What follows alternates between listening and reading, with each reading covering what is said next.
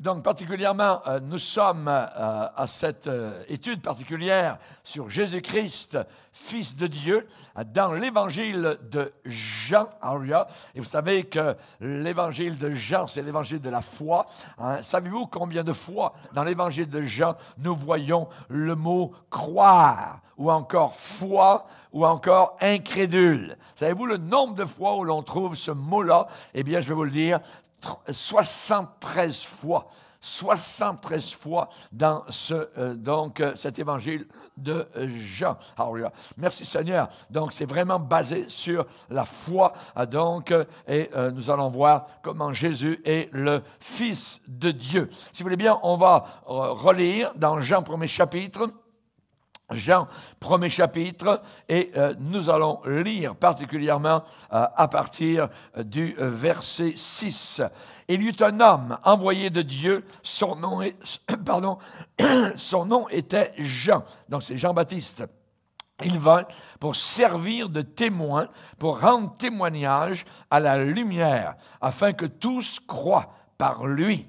Il n'était pas la lumière, on parle ici de Jean-Baptiste, mais il parut pour rendre témoignage à la lumière. Cette lumière était la véritable lumière qui, en venant dans le monde, éclaire tout homme. Elle était dans le monde, et le monde a été fait par elle, et le monde ne l'a pas connue. Elle est venue chez les siens, et les siens ne l'ont pas reçue. Mais à tous ceux qui l'ont reçu, à ceux qui croient en son nom, elle a donné le pouvoir de devenir enfants de Dieu, lesquels sont nés, non du sang, ni de la volonté de la chair, ni de la volonté de l'homme, mais de Dieu. Et la parole a été faite chair. Elle a habité, elle a campé parmi nous, pleine de grâce et de vérité. Et nous avons contemplé sa gloire, une gloire comme la gloire du Fils unique venu du Père. Amen. Seigneur, nous sommes devant toi et nous désirons, Seigneur, te bénir. Te bénir pour ce que nous allons entendre encore aujourd'hui. Bénis la prédication de la parole de Dieu au travers de laquelle les hommes peuvent grandir dans la connaissance et certains peuvent être sauvés. Merci Seigneur. Je te prie de oindre ce prédicateur afin qu'il prêche ta parole selon l'onction et la vérité du Saint-Esprit. Aide-nous à comprendre ce que tu veux nous dire dans le nom puissant de Jésus. Amen. Et tout le peuple dit Amen. On peut s'asseoir, frères et sœurs. Alléluia. Pour résumer, je dirais rapidement ce que nous avons vu dans la première partie, eh bien, c'est que la Bible donne beaucoup de noms au Seigneur Jésus et chacun de ces noms, de ces titres, exprime quelque chose de son caractère. Il est le Seigneur, il est appelé Jésus, il est appelé Christ, il est appelé Agneau de Dieu, Emmanuel, il est le bon berger, il est la porte, le chemin, la vérité, la vie, le vrai pain de vie, il est le vrai cep, il est le don de Dieu, il est la lumière du monde. Que de titres, évidemment, et de noms, évidemment, conviennent au Seigneur Jésus. Et nous avons vu dans la première partie comment Jésus est la parole révélée. La parole révélée. Il s'est révélé. Il n'est pas resté inconnu. Il a montré qui il était. Il est la parole de vie. Au commencement était la parole.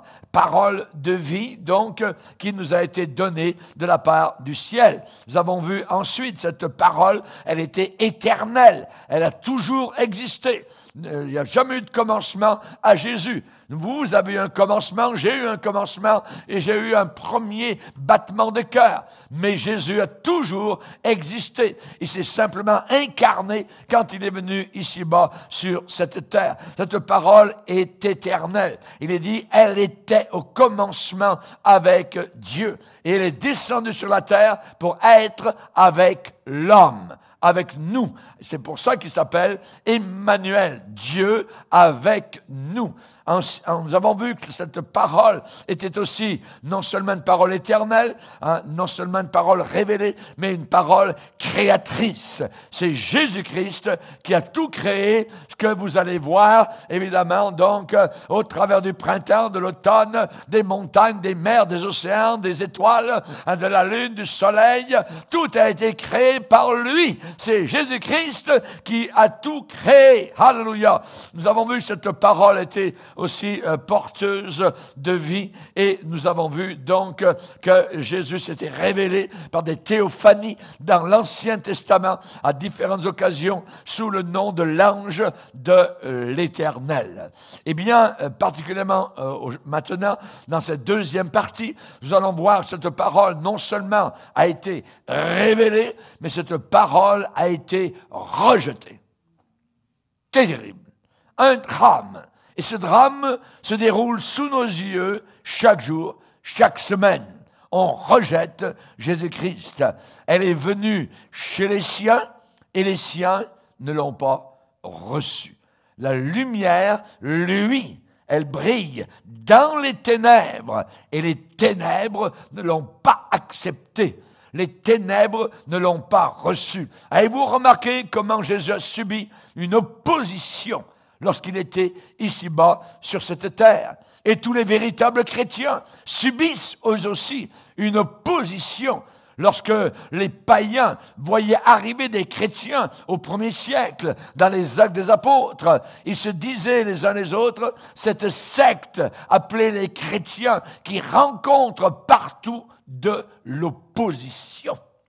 Ne vous étonnez pas si après avoir été sauvé, que vous commencez à parler de Jésus, on s'oppose à vous, on vous rejette, vous n'êtes pas les premiers ni les premières, c'est le normal. La parole a été révélée et la parole a été rejetée. La Bible nous enseigne cela en disant, ayez les regards sur Jésus, sur Jésus qui, en vue de la joie qui lui était réservée là-haut dans le ciel, a souffert la croix, a méprisé l'ignominie et s'est assis à la droite donc du trône de Dieu. Considérez en effet celui qui a supporté contre sa personne une si grande opposition de la part des pécheurs, afin que vous ne vous découragiez pas de fatigue et d'être lassés. Ne vous lassez pas, ne vous découragez pas. Voilà ce que la Bible nous enseigne vis-à-vis de cela. Une opposition. Cette parole a reçu de l'opposition. Rappelons-nous que Jésus est la véritable lumière. Elle est venue dans les ténèbres, dans ce monde. Ce monde est ténébreux. Ce monde est un monde de ténèbres. Voyez, rappelez-vous quand Jésus a guéri un homme qui avait une main sèche. Eh bien, tout de suite, les gens religieux sont mis en colère parce que c'était un jour de sabbat. Ah, touche pas à mon sabbat, voyez. À Gadara, quand Jésus a guéri cet homme, a délivré cet homme qui était possédé par les démons, les gens de la ville sont venus vers Jésus et voyant le spectacle de l'homme qui était dans son bon sens maintenant, eh bien, ils ont supplié Jésus de s'en aller. Va-t'en ici. Une opposition, voyez, quand il est allé même dans son propre village, à Nazareth, et qu'il leur a parlé, voyez, et il leur a dit certaines choses, ils l'ont pris et ils l'ont emmené quasiment au bord d'une falaise, ils voulaient le tuer, dans son propre village, voyez, c'est terrible. Et les soldats romains, comment l'ont-ils reçu? À coups de gifle. La Bible dit qu'ils le reçurent avec des soufflets. Un soufflet, vous voyez, ce n'est pas un gâteau, c'est vraiment des gifles. Ils l'ont arraché même la barbe, vous voyez. Inimaginable. Et nous voyons cela. Les ténèbres ne l'ont pas reçu. Lui, la lumière du monde, ils ne l'ont pas reçu. La lumière, lui, dans les ténèbres, et les ténèbres ne l'ont pas reçu. L'évangile de Jean, les épîtres de Jean, parle avec force, ce conflit titanesque entre la lumière et les ténèbres. Voyez, voulez-vous avoir une description de ces gens qui sont ennemis de la lumière? Lisez avec Job, au chapitre 24. Job, chapitre 24, regardez au verset 13. Job 24, verset 13, il est dit d'autres sont ennemis de la lumière. Ils n'en connaissent pas les voies. Ils n'en pratiquent pas les sentiers. L'assassin, par exemple, se lève au point du jour, quand il fait encore nuit, tue le pauvre et l'indigent, et il dérobe pendant la nuit. L'œil de l'adultère épie le crépuscule, le soir, quand on ne distingue plus les visages. Personne ne me verra, dit-il. Et il met un voile sur sa figure. La nuit, ils forcent les maisons. Le jour, ils se tiennent enfermés. Les rideaux fermés. Ils ne connaissent pas la lumière. Pour eux, le matin, c'est l'ombre de la mort. Et ils en éprouvent toutes les terreurs. Alors qu'en réalité, le matin, c'est une joie de voir se lever le jour. Amen. Alléluia. Mais eux, ils sont ennemis de la lumière. Eh bien, nous, comme chrétiens, eh bien, nous ne sommes pas des ténèbres. C'est l'apôtre Paul qui a écrit un jour aux chrétiens de Thessalonique en disant « Mais vous, frères, vous n'êtes pas dans les ténèbres pour que le jour du retour de Jésus, vous surprenne comme un voleur. Vous êtes des enfants de la lumière et des enfants du jour. Nous ne sommes pas de la nuit ni des ténèbres. » Donc, il va dire, soyez sobres, car ceux qui dorment, dorment la nuit, et ceux qui s'enivrent, s'enivrent la nuit. Mais nous qui sommes du jour, soyons sobres. Be sober. Amen. Soyons sobres. Nous sommes du jour. Alléluia. Mais évidemment, ceux qui ne reçoivent pas la parole de Dieu, Jésus-Christ incarné, alors ils sont ennemis de la lumière. Mais maintenant que la lumière est entrée donc dans le monde, Jésus-Christ, toutes les ténèbres du péché et de l'ignorance ne peuvent pas la vaincre.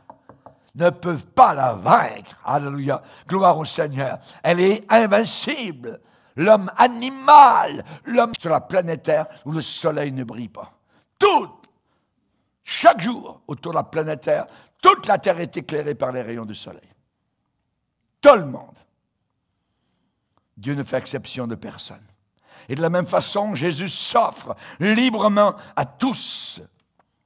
Car Dieu a tellement aimé le monde, qu'il a donné son Fils. Vous savez, la lumière, elle est pure. La lumière est propre. La lumière n'est jamais sale. La lumière est pure. Mais elle peut en même temps briller dans les endroits les plus noirs, les plus sales. Elle peut briller dans les endroits les plus obscurs et cependant garder sa pureté. Garder toujours sa pureté. Jésus, lumière du monde, était l'ami des pécheurs. Heureusement. Heureusement. Je suis un pécheur. Et mon ami. Alléluia. L'ami des pécheurs. Jésus de lui-même, en éclairant une vie pécheresse, cependant n'avait aucune tache de péché en lui. Les gens aimeraient mettre Jésus à la hauteur de Mohammed, à la hauteur de Zoroaster, à la hauteur de je ne sais pas qui, voyez, de Bouddha, quoi que ce soit. Non. Il est le Créateur. Il est le Sauveur. Il est la lumière du monde. Aucun de ces hommes que je viens de préciter a été capable de dire « Je n'ai aucun péché ». Mais Jésus l'a dit. Qui de vous me convaincra de péché? Hey, quel défi!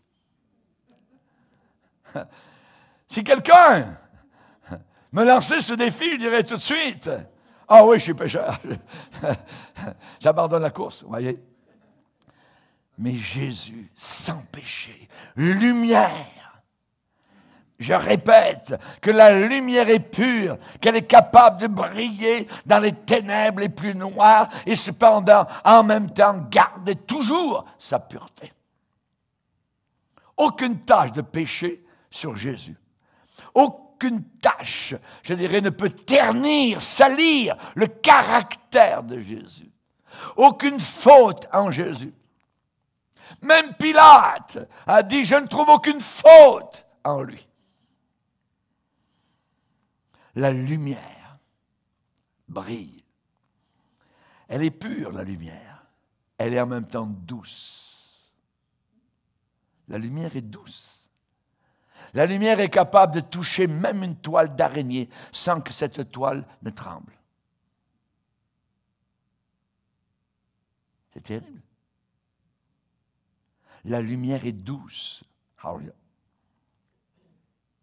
Jésus touche nos vies. Brisées. Doucement. Il dit, je suis doux. Doux. Alléluia. Merci Seigneur. Et humble de cœur. Pas d'orgueil en lui. On aime ça, s'approcher des gens doux et qui sont humbles. Les orgueilleux, on ne les aime pas. Oui. Jésus est doux. Il est doux, il est humble. Alléluia. Avec la femme adultère, est-ce qu'il a fait comme les gens religieux? Oui, oui, allez-y. Allez, commencez à tuer, à commettre un adultère. Mais la femme est tombée dans un rayon de douceur, de clarté, un rayon qui a illuminé sa vie. Je ne te condamne pas, va et ne pêche plus. Merci Seigneur. Merci Seigneur. La veuve de Naïn, qui était dans un service funèbre, elle l'emmenait dans un cercueil. Son fils, elle avait déjà fait le voyage parce qu'elle avait déjà enterré son mari. Et maintenant, c'est son fils, elle pleurait. Et Jésus arrive sur les entrefaites. Il arrête le cortège et il demande et il commande au jeune homme qui est là dans la caisse. Lève-toi, jeune homme. Paf, il se lève. Il le redonne à la maman. Merci Seigneur. Les lumières de la ville de Naïn ont brillé toute la nuit. Personne n'a dormi. On en parlait, on en parlait, on en parlait. Tout autour de ce que Jésus avait fait. Bartimée était un mendiant. Le bas de la société. Il raclait littéralement le ras des pâquerettes. Et pourtant, à Jéricho, Jésus qui venait de sauver quelqu'un de très élevé dans l'échelle sociale, un percepteur d'impôts appelé Zachée, maintenant en sortant de la ville, s'arrête et il va guérir quelqu'un qui est au bas de l'échelle appelé Bartimée. Et Jésus sauve ceux qui sont les plus hauts comme les plus bas et tous ceux qui sont entre. C'est vous et moi. Alléluia. Quelle douceur. Quelle douceur. Quelle pureté. Alléluia. Il est dit que le Seigneur ne brisera pas le roseau cassé. Es-tu cassé? Eh bien, le Seigneur ne te brisera pas. Es-tu un petit lumignon qui fume seulement? Il y a juste le bout rouge. Voyez. Il est dit que le Seigneur n'éteindra pas le lumignon qui fume. Ça veut dire la mèche qui brûle encore. Il ne fera pas, terminé, poubelle. Non, non, non, non, non, non. La sagesse d'en haut, elle est premièrement pure. Pure. Elle est pacifique. Elle est modérée. Elle est conciliante et pleine de miséricorde. Alléluia. Merci Seigneur d'avoir eu miséricorde. Il a eu miséricorde de la belle maman de l'apôtre Pierre. Les gens se moquent des belles-mères, mais pas Jésus. Elle était fiévreuse à la maison. Il est entré dans la maison de Pierre, là où était sa belle-maman. Elle était fiévreuse. Elle était, vous auriez pris sa température, elle était à 40, 42. C'est terrible, vous voyez. Peut-être sur le point de mourir. Et Jésus a touché simplement cette belle maman. Et ensuite, elle s'est levée, elle les a servis.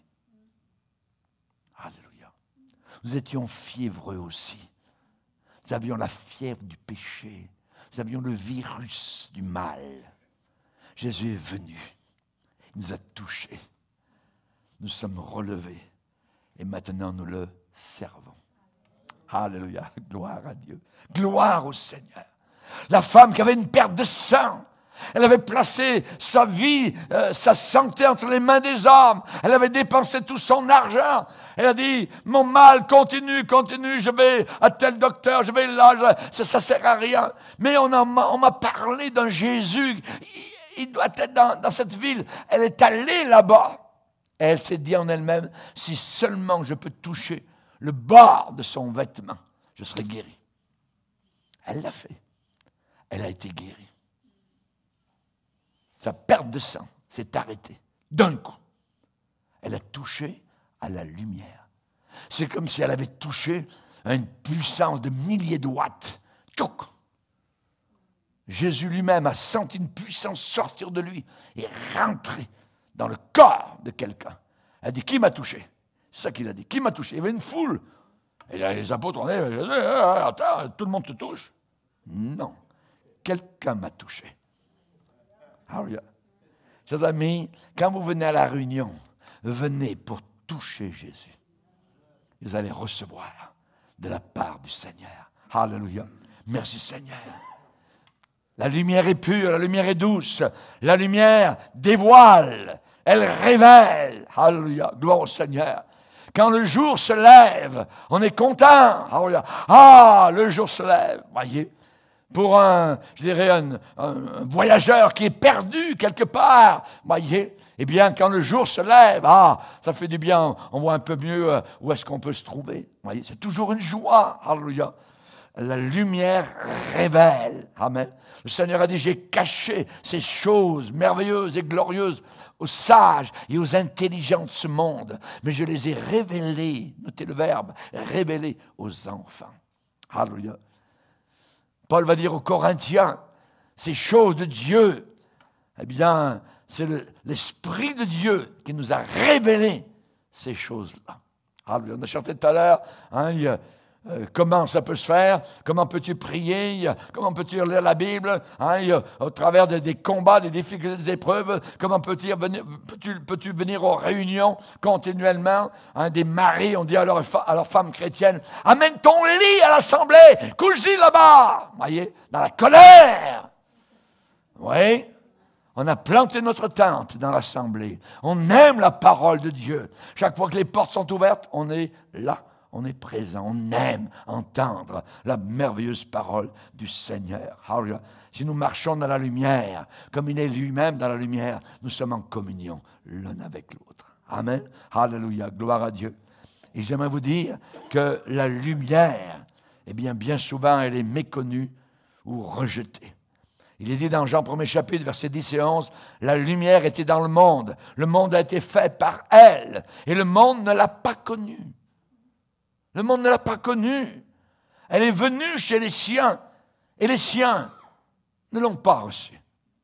Quand Jésus apparut, les hommes sont opposés à lui, malgré le témoignage de Jean-Baptiste. Avez-vous comment Satan, dès le début, au travers d'Hérode, Hérode a voulu tuer Jésus, bébé. La bataille a commencé là. Et elle va s'achever à Armageddon. Alléluia.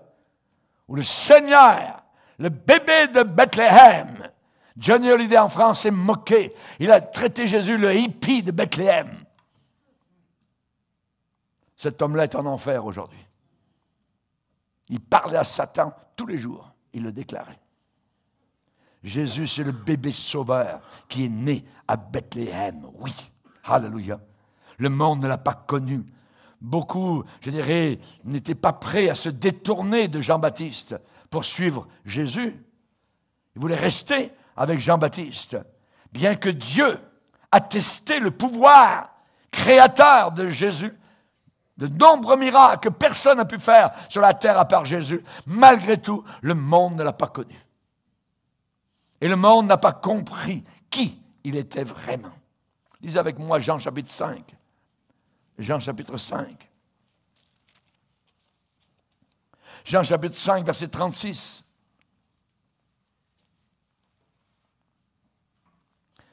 Jésus va dire, moi, j'ai un témoignage plus grand que celui de Jean. plus grand que celui de Jean-Baptiste. Parce que les œuvres que le Père m'a donné d'accomplir, ces œuvres, ces miracles, même d'accomplir, ces œuvres même que je fais, témoignent de moi que c'est le Père qui m'a envoyé. Et le Père qui m'a envoyé a rendu lui-même témoignage de moi. Vous n'avez jamais entendu sa voix. Vous n'avez pas vu sa face. Et sa parole ne demeure pas en vous parce que vous ne croyez pas à celui qu'il a envoyé. Vous sondez les Écritures parce que vous pensez avoir la vie éternelle en elles. Ce sont elles, les Écritures, qui rendent témoignage de moi. Et vous ne voulez pas venir à moi pour avoir la vie? Imaginez, quelle question. Vous ne voulez pas venir à moi pour avoir la vie. Bien que Jésus soit venu dans son propre pays, son propre peuple ne l'a pas reçu. Son propre peuple ne l'a pas reçu. Dans leur ensemble, les Juifs ont choisi les ténèbres plutôt que la lumière. Il est venu chez les siens. Les siens, en grec, ça veut dire il est venu dans son propre domaine, dans son pays, chez son propre peuple. Mais eux étaient tellement remplis de religion, de vision, d'orgueil, de leur propre gloire, qu'ils ont rejeté l'homme humble de la Galilée. Ils n'ont pas vu le côté souffrance du Messie. Ils attendaient un roi glorieux qui allait mettre un coup de pied, je dirais, aux Romains, les chasser. Hein, voyez? Non, il ne l'a pas fait. Et ils ont vu supposément un roi cloué sur une croix. La pire malédiction qu'un juif, évidemment, ne pouvait pas voir. Maudit est quiconque est pendu au bois, cloué au bois. C'est ça, le Messie d'Israël. Ils n'ont pas vu le côté souffrance. Ils n'ont pas lu les Écritures. Ésaïe 53, qui serait emmené à la boucherie comme une brebis muette devant ceux qui l'attendaient. Non, non, non, eux, ce n'est pas le côté souffrance. Ils le reconnaîtront un jour. Ils n'ont pas fait attention à cet avertissement d'Ésaïe 53 que le Messie serait méprisé, abandonné des hommes. Ça veut dire, il nous a paru un objet de mépris comme étant le dernier des hommes, mis au rang des malfaiteurs, au rang des méchants. Et il était cloué entre deux brillants. Ils n'ont pas vu Ésaïe 53, homme de douleur, habitué à la souffrance. Ça veut dire quelqu'un qui sait très bien ce que c'est que de souffrir. Il a épousé toutes les souffrances de l'humanité. Il n'y a aucune souffrance qu'il ne connaît pas. Il nous comprend. Semblable à celui dont on détourne le visage. Ça veut dire que son visage était comme caché. Ils ne l'ont pas reconnu. Nous l'avons dédaigné. On parle de dédain, de mépris, de rejet, de crachat sur lui, de blasphème. Nous n'avons fait de lui aucun cas. Des millions de personnes autour de la planète Terre vivent tous les jours sans aucun cas de Jésus. Et ils descendent vers l'enfer. Ça veut dire qu'il paraissait méprisable, voyez. Et cependant, le prophète Ésaïe avait raison. Malgré cela, ce sont nos souffrances qu'il a portées. Ça veut dire qu'il a véritablement pris nos langueurs sur lui. C'est de nos douleurs qu'il s'est chargé. Il s'est chargé de nos douleurs à nous, de nos maladies à nous. Et nous l'avons considéré comment, nous? Nous l'avons considéré comme puni, frappé de Dieu, humilié. Nous l'avons considéré comme un lépreux. Nous l'avons considéré comme un homme frappé de Dieu, un homme humilié, puni par Dieu, un homme maudit. La loi juive disait que quiconque était pendu au bois, c'était une malédiction. Mais la Bible dit qu'il a pris notre place. Et c'était nous qui aurions dû être pendus au bois. Ça dit qu'il nous a rachetés. Par substitution, il nous a rachetés de la malédiction de la loi. Il est devenu lui-même malédiction. Il est devenu lui-même, il a bu la coupe de la lie, de la malédiction, jusqu'à la dernière goutte. Pouvez-vous boire la coupe que je dois boire? Maudit est quiconque est pendu au bois. Parole révélée, parole rejetée, mais je ne terminerai pas sans vous dire que la troisième partie, parole reçue. Mais à tous ceux qui l'ont reçue, à tous ceux qui ont ouvert leur cœur, à tous ceux qui ont été touchés par les rayons de lumière de sa grâce, à tous ceux qui l'ont reçu, il a donné le pouvoir de devenir, ce qu'il n'était pas auparavant, enfant de Dieu. Merci Seigneur. Donc le recevoir crée maintenant une filiation. Nous devenons fils de Dieu, filles de Dieu.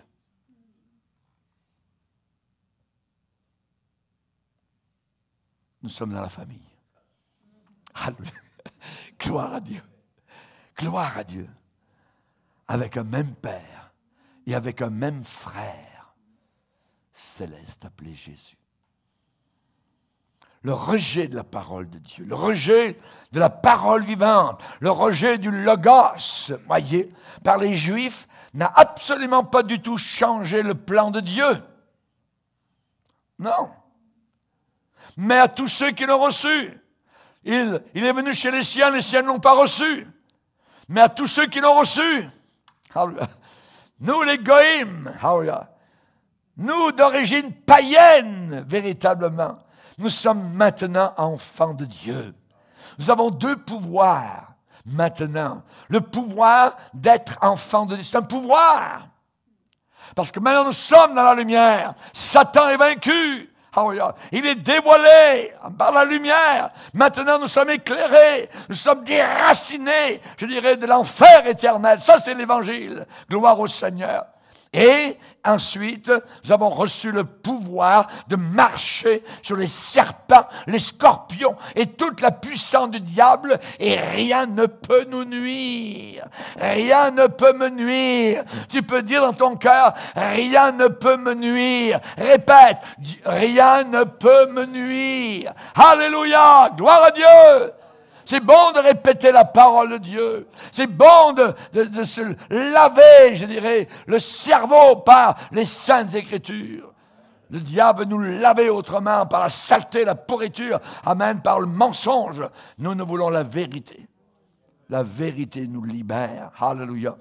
Depuis le début, amen, le but de Dieu a été de nous bénir. Il nous aimait. Pas uniquement, je dirais, depuis que nous sommes sauvés, il nous a toujours aimés. Depuis le sein de notre mère. Nous ne le savions pas. Nous étions des rebelles. Nous levions le poing vers quelqu'un qui nous aimait. Nous avons blasphémé quelqu'un qui nous aimait. Nous avons rejeté la parole de quelqu'un qui nous aimait. Un jour, nous sommes venus à ce quelqu'un. Et il nous aime encore. Du même amour. À celui qui nous aime et qui nous a lavés dans son sang. Dans son sang. Quel lavage. Alléluia. Merci Seigneur. Merci Seigneur. Alléluia. Gloire au Seigneur. Barnabas et Paul sont entrés un jour dans une synagogue juive et ils voulaient évidemment, quand ils allaient quelque part, toujours parler au peuple juif, leur dire le Messie est venu. Le Messie est venu. Il a été cloué sur la croix. Cloué sur la croix. Ben oui, regardez. Les Écritures, les seules qui existaient à l'époque. Et là, Paul leur parlait des 53, du psaume 22, il leur parlait du psaume 16, de la résurrection, il leur parlait de toutes sortes de passages, vous voyez. Non, leur cœur restait dur. Leur cœur restait fermé. Alors, Paul et Barnabas ont dit, avec assurance, à ces gens religieux, c'est à vous, premièrement, que la parole de Dieu devait être annoncée. Mais puisque vous la repoussez, et que vous vous jugez vous-même indigne de la vie éternelle, nous nous tournons maintenant vers les païens, vers les goïms. Alléluia. À tous ceux qui l'ont reçu, tous ceux, amen. C'est nous, alléluia, qui ne sommes pas juifs, qui n'avons pas de sang juif, à tous ceux et toutes celles qui l'ont reçu. Il a donné, cadeau, le pouvoir de devenir enfants de Dieu, lesquels ne sont pas nés du sang, ni de la volonté de l'homme, ni de la chair, mais sont nés de Dieu. C'est Dieu qui a fait cet enfantement, et tout enfantement se passe dans du sang. Une maman qui enfante, il y a du sang. Et Jésus-Christ nous a enfantés au milieu de son sang à Golgotha. Merci Seigneur. Je suis reconnaissant éternellement. Jean a écrit cet évangile dans les années 85, 90 après Jésus-Christ. Et l'Église était surtout composée de goïms, de gentils, de non-juifs. La foi nous donne le pouvoir de devenir enfants de Dieu, simplement en croyant dans son nom. Alléluia. Nous sommes nés non du sang, de la descendance. Non. Le salut ne coule pas dans le sang. C'est chacun qui doit venir à la croix. Le papa, son fils, sa fille, la maman, ainsi de suite, la grand-mère, tout le monde doit y passer. Tout le monde doit passer par la croix. C'est chacun, chaque personne. Alléluia. Et cette naissance nouvelle est une naissance spirituelle qui est bien plus importante que la naissance naturelle. Nicodème, un homme religieux, a entendu le Seigneur un jour lui dire, au travers des rues obscures de Jérusalem, « Hé Nicodème, pour aller au ciel, il faut que tu naisses une deuxième fois. » Il dit, comment? Est-ce qu'il faut que je rentre dans le sein de ma mère? Non, non, non, non. Ce qui est né de la chair est chair. Il faut que tu naisses d'eau et d'esprit. L'eau, c'est la parole de Dieu. Le baptême dans l'eau sauve personne. Il faut naître d'eau et d'esprit. L'eau, c'est la parole de Dieu. Il faut entendre la parole de quelque part, la lire, l'entendre. Quelqu'un me témoigne, quelque chose doit se passer où j'entends la parole. L'eau, qui est la parole. Et le Saint-Esprit, qui vient, je dirais, mettre le feu à cette parole. Et le mélange des deux est explosif. Voilà un bébé spirituel qui vient de naître. Et c'est plus fort que la création du monde. Et l'apôtre Paul parle de cela dans la deuxième épître aux Corinthiens, chapitre 4. De la même manière que Dieu, au départ, a dit que la lumière brille dans les ténèbres, a fait briller la lumière dans nos cœurs. Donc, Paul compare la création du monde à la nouvelle création, la nouvelle naissance. Où est-ce qu'on trouve l'eau et l'esprit dans la création? On l'a. L'Esprit de Dieu se mouvait au-dessus des eaux. On a l'Esprit. Où est l'eau? Où est la parole? Et Dieu dit. Paf! On l'a. Et Dieu dit. On a l'Esprit et la parole. Et c'est la même chose pour nous. L'Esprit de Dieu me convainc de péché. L'Esprit de Dieu me prend par la main et me conduit à un lieu horrible et pourtant lumineux, Golgotha. Et je suis sauvé en me repentant de mes péchés. La Bible dit que Nicodème a été sauvé. Zachée l'a reçu avec joie aussi dans sa maison. Il a été sauvé. Les soldats romains l'ont reçu avec des soufflets. Voyez, Pilate s'en est lavé les mains. Il faut absolument naître de Dieu pour aller au ciel. Jésus a dit, si un homme ne naît pas de nouveau, il ne, écoutez bien, peut pas. Il n'a aucune possibilité, il n'y a aucun pouvoir pour entrer au ciel. Lisez avec moi dans la première épître de Jean, il faut que je vous montre ça. C'est très important. Première épître de Jean. Première épître de Jean, chapitre 2, verset 29. Si vous savez qu'il est juste, reconnaissez que quiconque pratique la justice est né de lui. Né de lui, nouvelle naissance. Le verset 9. Quiconque est né de Dieu ne pratique pas le péché parce que la semence de Dieu demeure en lui. Et il ne peut pécher. Ça veut dire quoi? Ça veut dire qu'il ne va plus jamais pécher? Non, mais il n'a plus ce pouvoir, comme auparavant, se rouler dans la boue du péché. Pourquoi? Parce qu'il est né de Dieu. Troisième fois, on voit cette expression. Regardez un peu plus loin, chapitre 4, verset 7. Bien-aimés, aimons-nous les uns les autres, car l'amour est de Dieu, et quiconque aime est né de Dieu et connaît Dieu. Un peu plus loin, chapitre 5, verset 1er. Quiconque croit que Jésus est le Christ, le Sauveur du monde, le Christos, loin de Dieu, voyez, quiconque croit que Jésus est le Christ est né de Dieu. Et quiconque aime celui qui l'a engendré, aime aussi celui qui est né de lui. Verset 3.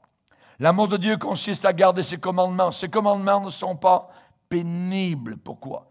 Parce que tout ce qui est né de Dieu triomphe du monde. Alléluia. Es-tu né de Dieu?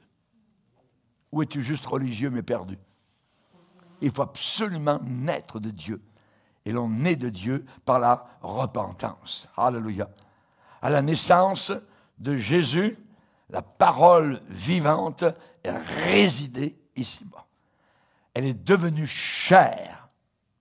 Elle est devenue chair. Elle a habité parmi nous. Qu'est-ce que ça veut dire? Ça veut dire qu'elle a campé parmi nous. Elle a résidé. Elle a demeuré. Elle est restée parmi nous. Alléluia. Il me comprend. J'ai un frère céleste qui est mon sauveur, qui n'a jamais commis aucun péché, qui a payé toutes choses à ma place et qui m'attend dans la gloire. Généralement, dans la famille, on se ressemble. Un peu.